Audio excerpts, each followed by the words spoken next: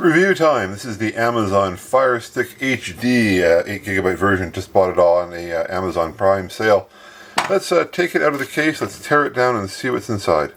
So this is the device. There's two connectors on it. On the side is an HDMI that plugs into the TV. And on this side there is a USB-C connection for providing power to the assembly. If you take the case off, you can start to see how it's constructed. On the top here, this copper-colored element is indeed exactly that. It's copper. It's a heat sink to draw power away. You can see this metal can on the assembly hiding a bunch of electronics, and basically attaches this copper to draw heat out to the case. I suspect we're going to find a lot of sophistication in there. Unusually, we see two ceramic patch antennas. There's a 2.4 gigahertz Wi-Fi and the 5 gigahertz version on this assembly, so we see two ceramic patch antennas. Unusual in that most low-cost electronics use a trace on the circuit board. Patch antennas can provide superior performance, but of course they cost money. Looks like we're looking at another quality assembly though from Amazon. Part number AMZ, the front here even suggesting these are custom designed for Amazon. If we take the other plastic piece off the bottom there and look at the side of the assembly, we get a sense that it's a really cordwood construction. There's a metal can here, so there's components on both sides. Here's that patch antenna, the USB-C connector, and the HDMI. Let's take those metal cans off, and we can start to sort down the silicon. Here we see two large devices. The first one is the MediaTek MT7902. This is an RF interface providing the Wi-Fi and the Bluetooth. The remote control for this device appears to be wireless, not optical, because you can actually hide the Fire Stick away, and there's no need to provide an optical path to control it, which is kind of nice. On the other side here is a Kioxia managed flash device.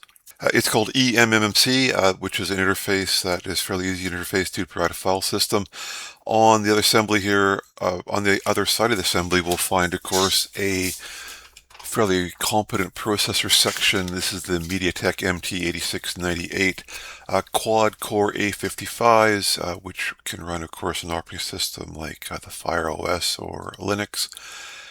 A competent graphics system called the Mali, and then this video processor, which of course all makes sense because basically this purpose of the device is to take video and manipulate it. One thing you notice with the VPU, could support up to 4K video. I'm tearing down the HD version of the assembly, but I suspect if I had bought the 4K version, we'd see the exact same parts here, because this is a 4K capable chip. It's probably just configured via software to provide the price points that Amazon wants to sell it at.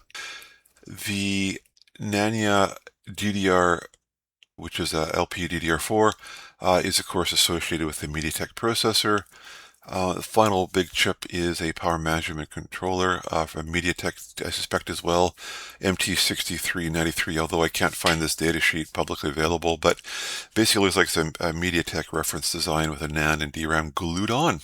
But what's interesting, if I take all the silicon out of the packages, I get much more than 5. I got 1, 2, 3, 4, 5, 6, 7, 8. So in fact, actually, some of these packages contain more than one chunk of silicon.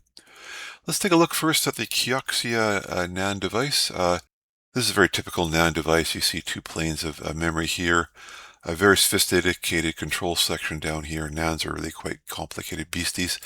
But the interface on a NAND die from Kioxia has always been something called ONFI, Open NAND Flash Interface, which is a pretty raw interface. There's lots of processing you need to do to use a NAND device directly. A bit too complicated for the average user. They want just a file system. So Kioxia attaches a device inside. It takes the interface and converts it to something much more friendly. The gold wires below here are just that, they're gold. They basically bond onto the NAND die, and then they also bond down to the substrate to provide an interface for the device. Okay, let's look at the RF chip. This is the MT7902. On the left side is actually a bit of a confusing picture. Let's explain it. This bottom bit is the substrate of the package, basically a tiny circuit board. There were two dies there. One die is torn off. We'll see that in a moment. But on the right-hand side is the classic signs of the actual RF interface. You can see the inductors here.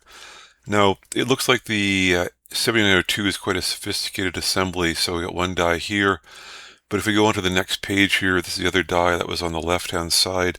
A classic SoC sub 10 nanometer device. This is a PHY backhauling fast traffic to the other device on the MediaTek. Makes sense, you got to move some pretty significant data on this. In the center, of course, there's the classic digital bits, and of course the analog functions, the clocking such on the edges of the die. If you look at the other MediaTek chip, which is the one which has the four ARM processors, the GPU and such not, it's quite a large die, about 5 by 6 millimeters. I point that out because you try to explain what you're looking at. You might be wondering why there's a big black splotch here. When you take the photographs for a silicon die, it's very difficult. You have to put them on a microscope, but the microscope can see only a very small amount of the die. So you end up stitching the dies together. You can see I traditionally stitch dies generally on a slight angle. It helps the stitching software distinguish when you're in the middle of a field here.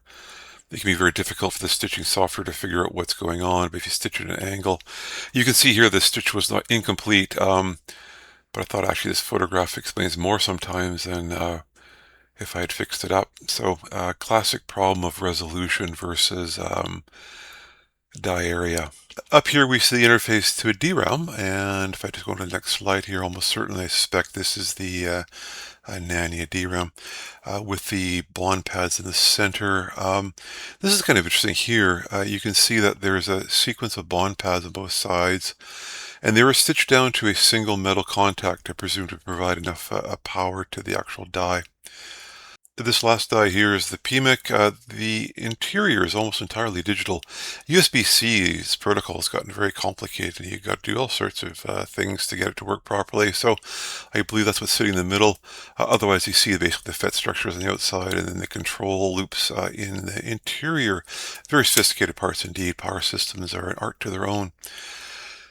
And if you're counting, you, of course, might say there's a few more dies to be found. Some of the silicon dies have nothing on them. They're basically just blanks. They're known as spacer dies. When you're stacking dies inside of packages, you end up with this three-dimensional puzzle. And to get the bond wires to come down, you basically sometimes have to put things on little podiums. And that's what's going on there. Well, I hope you enjoyed that quick teardown of a modern Amazon Fire Stick. Certainly a tour de force of modern silicon design, and clearly something that was sold well below the cost of assembly. I think I paid $22 for mine, but of course Amazon almost certainly anticipates they'll make their money back and then some, because people, of course, rent video shows using this device. Certainly I will be doing so with the one I did not tear down. I hope you enjoyed the video. If you did, I would certainly appreciate a thumbs up, and we will see you on the next one.